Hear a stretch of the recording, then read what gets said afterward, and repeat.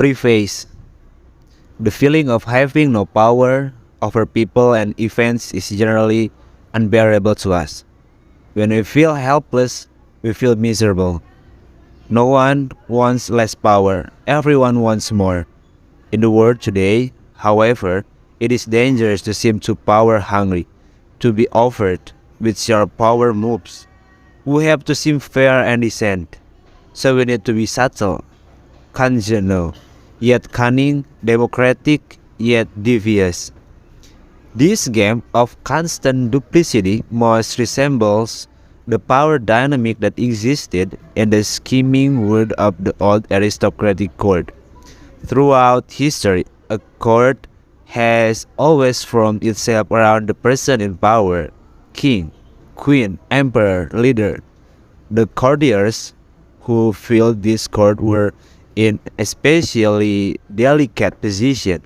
They had to serve their masters, but if they seemed to fawn, if they carried favor too obviously, the other courtiers around them would notice and would act against them. Attempts to win the master's favor then had to be subtle, and if a skilled courtier capable of such subtlety still had to protect themselves from their fellow courtiers, who at all moments were scheming to push them aside. Meanwhile, the court was supposed to represent the highest of civilization and refinement.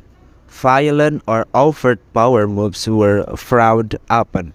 Courtiers would work silently and secretly against among them who used force. This was the courtier's dilemma. While appearing the very paragon of elegance, they had to outwit and thwart their own opponents in the subtlest of ways.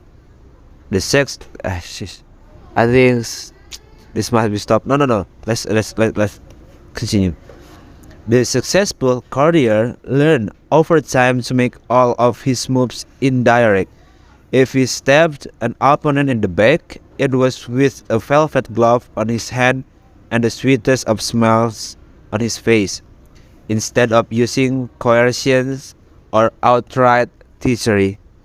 The perfect courtier got this way through seduction, charm, deception, and subtle strategy, always planning several moves ahead. Life in the court was a never-ending game that required constant vigilance and tactical thinking. It was civilized war.